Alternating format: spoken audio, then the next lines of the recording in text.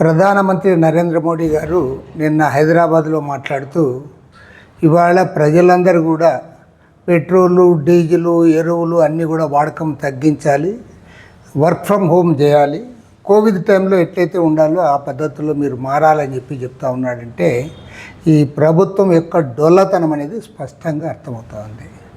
మొన్న 5 రాష్ట్రాల అసెంబ్లీ ఎన్నికలు జరిగేంత వరకు మీరు బ్రహ్మాండంగా దేశమంతా అభివృద్ధి చెందుతూ ఉంది, అమెరికాతో పోటీ పడుతూ ఉన్నాం, చైనాతో పోటీ పడుతూ ఉన్నాం, ప్రపంచమంతా మన వైపే చూస్తూ ఉంది, 3rd లార్జెస్ట్ ఎకానమీ మనదని చెప్పి మీరు ప్రచారం చేసుకొని ఎన్నికలు అయిన మరుసటి రోజే ఫలితాలు వచ్చిన తర్వాత ఇవాళ మొత్తం మాట మార్చి మీరు ఈరోజు ఈ ధర్మోపన్యాసం ఇస్తూ ఉన్నాం. నేను నరేంద్ర మోడీ గారు సూటిగా అడుగుతూ ఉన్నాం, ఇవాళ భారతదేశంలో ఈ దుస్థితి రావడానికి మీరు కారణం కాదా అని నేను అడుగుతా ఉన్నా. అమెరికాకు టోటల్గా సరెండర్ అయిపోయారు, ఇజ్రాయెల్ని ఫాదర్ నేషన్ అని చెప్పి పొగుడుతూ దాన్ని సంకనాకారు. తీరా ఇవాళ జరుగుతున్నది ఏంటి? ఇవాళ ఆ రోజు అమెరికా వారు మీరు ఇరాన్తో ఆయిల్ కొనొద్దంటే ఓకే అన్నారు, రష్యాతో ఆయిల్ కొనొద్దంటే ఓకే అన్నారు. ఇవాళ ఏమంటా ఉన్నారు, ఆయిల్ లేదు కాబట్టి మీరు వాహనాలు యూజ్ చేయొద్దండి అంటారు, ఎరువులు లేవు కాబట్టి పంటలు పండించొద్దని చెప్తా ఉన్నారు.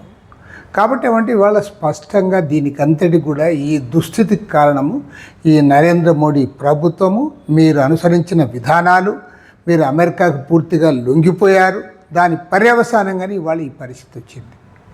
కాబట్టి ఏమంటే స్పష్టంగా చెప్తా ఉన్నాం, ఈ ప్రభుత్వము అనుసరిస్తున్న ఆర్థిక రాజకీయ విధానాల ఫలితంగా, విదేశాంగ విధానం ఫలితంగా ఇవాళ భారతదేశంలో ఉన్న కోట్లాది మంది ప్రజలందరూ కూడా ఇవాళ ఇబ్బందులు పోయే పరిస్థితి వచ్చింది.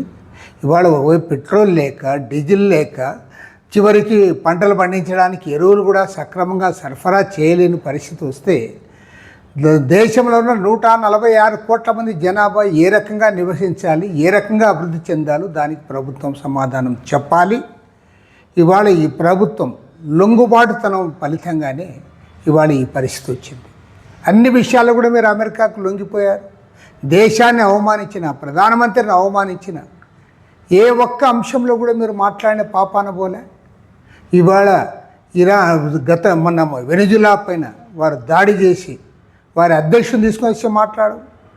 అదేవిధంగా అలీ ఖమేనీని ఇరాన్ వారిపైన దాడి చేసి వారు చంపేస్తే కూడా నువ్వు మాట్లాడు. పదే పదే వత్తాసు పలికి వారికి సరెండర్ అయి ఇవాళ ఈ దేశంలో ఈటి బాధలకంతా మీరే కారణమవుతూ ఉన్నారు. వీటిపైన జాతికి క్షమాపణ చెప్పాలి. ప్రధాని నరేంద్ర మోడీ జాతికి క్షమాపణ చెప్పాలి. ఆల్ పార్టీ మీటింగ్ పెట్టాలి, పార్లమెంట్ సమావేశాలు ఏర్పాటు చేయాలి. ఈ దేశంలో ఆర్థిక సంక్షోభం నెలకొన్న నేటి పరిస్థితుల్లో వీటన్నిటిపైన కూడా చర్చ జరగాలని చెప్పి సిపిఐ తరఫున డిమాండ్ చేస్తున్నాం.